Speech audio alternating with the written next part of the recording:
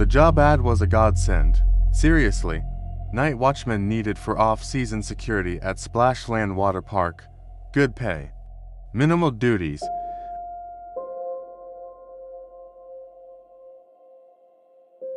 After getting laid off, minimal duties and good pay were the two most beautiful phrases in the English language.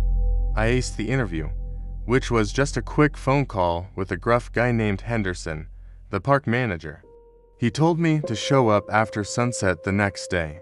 The only weird part was when he said, "The instruction manual is on the desk in the security office.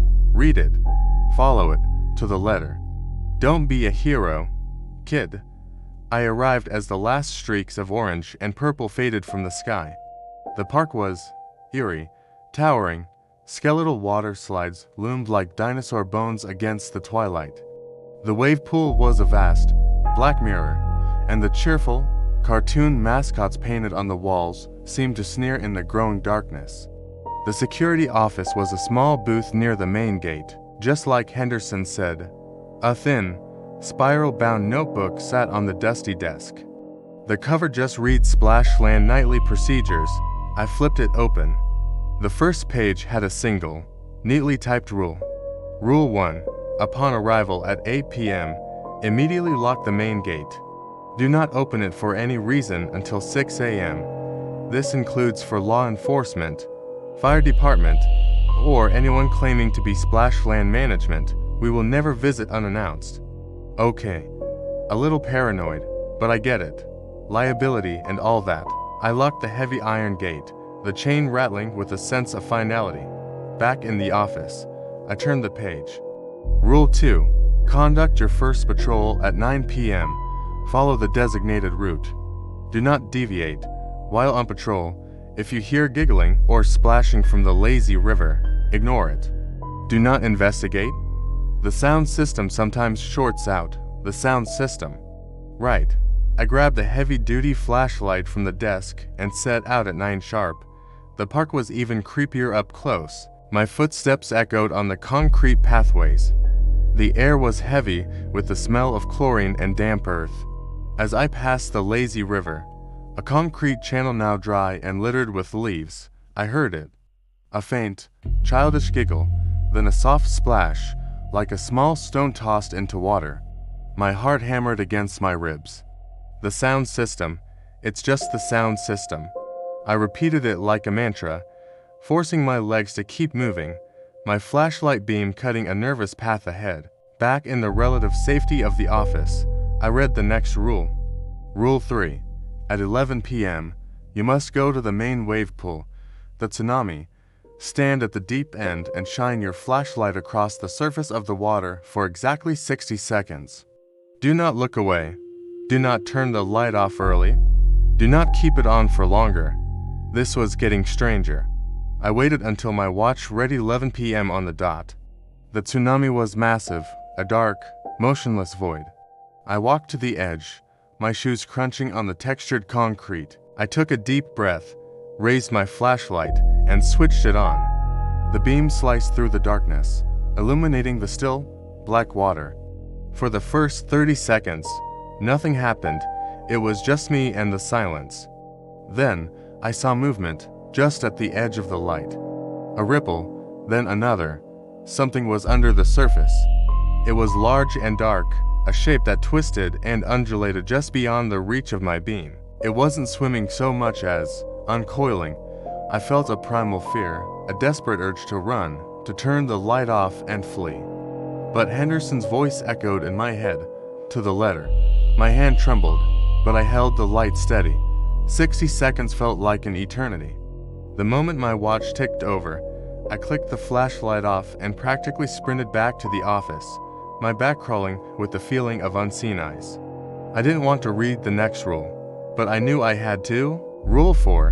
Between midnight and 3 a.m., the park mascot, Captain Splash, may appear. He will not be wearing his costume head. He will look like a man in a soggy, oversized pirate costume. He will ask you if you've seen his first mate. Tell him he's waiting for you at the bottom of the sea serpent. Do not engage in further conversation.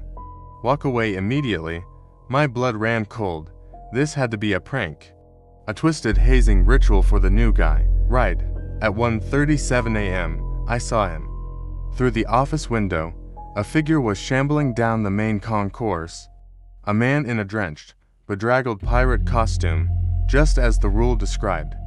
His head was bare, his face pale and indistinct in the dim security lights. He stopped, turned, and looked directly at the security office. He started walking towards me. I stepped outside, my heart trying to escape my chest. "Hey," he called out, his voice a watery gurgle. "Have you seen my first mate? Little guy, wears a sailor suit." My own voice came out as a strangled whisper. "He's waiting for you at the bottom of the sea serpent." The figure stopped. It tilted its head, a slow, unnatural motion. Then, without another word, it turned and shuffled away, disappearing into the shadows near the towering, coiled slide named the Sea Serpent. I stumbled back inside, shaking. This wasn't a prank. This was real. I forced myself to read the next rule. Rule 5. At 3:33 a.m., go to the concession stand named Pirate's Grub. 1 hot dog will be on the roller grill. It will be fresh and hot. You must eat all of it. Do not add any condiments. I felt sick, but I did it. The walk to Pirate's Grub was the longest of my life, and there it was. On the clean, stainless steel grill, a single, perfectly cooked hot dog was turning slowly. The smell was incredible, but it just made my stomach churn more. I picked it up with a napkin. It was warm. I choked it down, bite by painful bite. The taste was normal, just a hot dog, but the act itself felt like a bizarre, terrifying sacrament. I got back to the office, feeling drained. There was only one rule left. Rule 6. The gurneys are not to be touched. The medical tent is off limits. If you see the red lights of the tent flashing, lock yourself in the security office. Do not look out the windows. Cover your ears. Wait for the screaming to stop. It usually lasts about 15 minutes. Gurneys, screaming. My mind raced. What the hell happened at this park? I spent the next hour staring at the clock, praying 6 a.m. would come quickly. At 4:52 a.m., a pulsing red light reflected off the office window. It was coming from the far side of the park, where I knew the first aid tent was located. My breath hitched. I scrambled to the door, fumbled with the lock, and threw the deadbolt. My heart pounded in my ears. Then it began, a high-pitched, agonized scream that echoed across the empty park. It wasn't one voice. It was many, a chorus of pain and terror. I backed away from the window, pressing my hands hard over my ears, but the sound seeped through. It went on, rising and falling, a symphony of suffering. I squeezed my eyes shut, trying to block out the images my mind was creating. It was the longest 15 minutes of my life. Is any amount of money worth another night at Splashland? I don't know. I honestly don't know. And then, as suddenly as it began, it stopped. The silence that followed was somehow worse.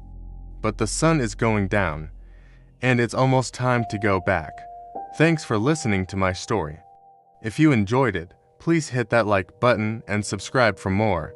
I stayed huddled on the floor until the first gray light of dawn began to creep over the horizon. Stay safe out there. At 6 a.m., I unlocked the office door and walked on trembling legs to the main gate. I didn't look back. When I got home, there was an email from Henderson.